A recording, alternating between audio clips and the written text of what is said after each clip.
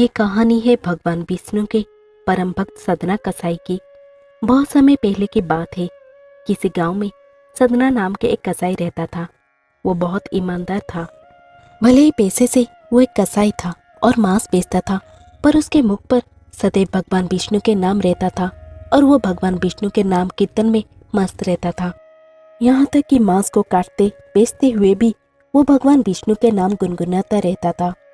उसकी दुकान में जो भी ग्राहक आता है मांस लेने के लिए, सदना बोलता है, अभी देता हूँ भैया, जय श्री हरि जय श्री हरि।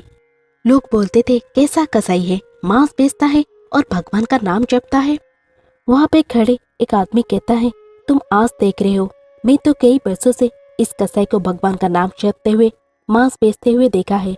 इस कसाई के मुख पर तो सदैव भगवान विष्णु के नाम ही रहता है।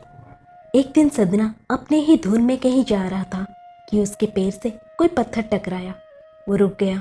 उसने देखा एक काले रंग के गोल पत्थर से उसका पैर टकरा गया है। उसने वो पत्थर उठा लिया और जेब में रख लिया, ये सोचकर कि ये मांस तोलने के काम आएंगे। वापिस आकर उसने वो पत्थर मांस के वजन को तोलने के काम में लगाया। कुछ ही दिनों में उसने समझ लिया कि ये पत्थर कोई साधारण नहीं है। जितना वजन उसको तोलना होता, पत्थर उतने वजन का ही हो जाता है। धीरे धीरे ये बात फैलने लगी कि सदना कसाई के पास वजन करने वाला पत्थर है। वो जितना चाहता है पत्थर उतना ही तौल देता है। किसी को 1 किलो मांस देना होता तो तराजू में उस पत्थर को एक तरफ डालने पर दूसरी ओर 1 किलो का मांस ही तुलता। अगर किसी को 2 किलो चाहिए हो तो वो पत्थर 2 किलो के भार जितना भारी हो जाता। इस चमत्कार के कारण उसके यहाँ लोगों की भीड़ जुटने लगी। भीड़ जुटने के साथ ही सदना की दुकान की बिक्री बढ़ गई।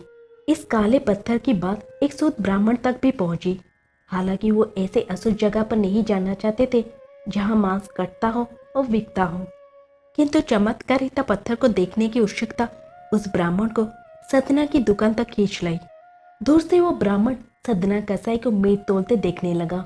उसने देखा कि कैसे वो पत्थर हर प्रकार के वजन को बराबर तोल रहा था। ध्यान से देखने पर उसके शरीर के रोए खड़े हो गए। भीड़ के छटने के बाद ब्राह्मण सदना कसाई के पास गया। ब्राह्मण को अपनी दुकान में आया देखकर सदना कसाई प्रसन्न भी हुआ और आश्चर्यचकित भी। बड़ी प्रसन्नता से सदना ने ब्राह्मण को बैठने के लिए स्थान दिया और पूछा कि वो उनकी क्या सेवा कर सकता है। ब्राह्मण बोला, तुम्हारी इस चमत्कारिता पत्थर को देखने के लिए ही मैं तुम्हारी दुकान पर आया हूँ। या यूं कहे कि ये चमत्कारिता पत्थर ही मुझे खींचकर तुम्हारी दुकान पर ले आया है। बातों ही बातों में उन्होंने सदना कसाई को बताया कि जिसे पत्थर समझकर वो मांस तोल रहा है, वास्तव में वो शालिग्राम जी है, जो कि भगवान का स्वरूप होता है। शालिग्राम जी को इस तरह गले कटे मांस के बीच में रखना, वो उनसे मांस तोलना बहुत बड़ा पाप है। सदना बड़ी ही सरल प्रकृति का भक्त था। ब्राह्मण की बात सुनकर उसे लगा कि अनजाने में मैं तो बहुत पाप कर रहा हूँ। अनुनय विनय करके सदना ने वो शालिग्राम उन ब्राह्मण को दे दिया और कहा कि आप तो ब्राह्मण हैं, अतः आप ही इनकी सेवा परिचर्चा करके इन्हें प्रसन्न करें। मेरे योग्य कुछ सेवा हो तो मुझे अवश्य बताएं। ब्राह्मण उस शालिग्राम शिला को बहुत सम्मान से घर ले आए। घर आकर उन्होंने शालिग्राम को स्नान करवाया, पंचामृत से अभिषेक किया, वो पूजा अर्चना आरंभ कर दी। कुछ दिन ही बीते थे कि उन ब्राह्मण के सपने में श्री शालिग्राम जी आए। वो कहा, हे ब्राह्मण, मैं तुम्हारी सेवाओं से प्रसन्न हूँ, किंतु तुम मुझे उस कसाई के पास छोड़ाओ। सपने में ही ब्राह्मण ने कारण पूछा तो उत्तर मिला कि तुम मेरी अर्चना पूजा करते हो, मुझे अच्छा लगता है, परंतु जो भक्त मेरे नाम का गुणगान कीर्तन करते रहते हैं उनको मैं अपने आप को भी बेच देता हूँ।